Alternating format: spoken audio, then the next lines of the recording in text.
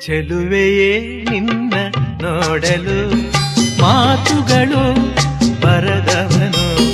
ಬರೆಯುತ್ತಾ ಹೊಸ ಕವಿತೆಯ ಹಾಡುವ ನೋಡಿ ಅಂದವನು ಚೆಲುವೆ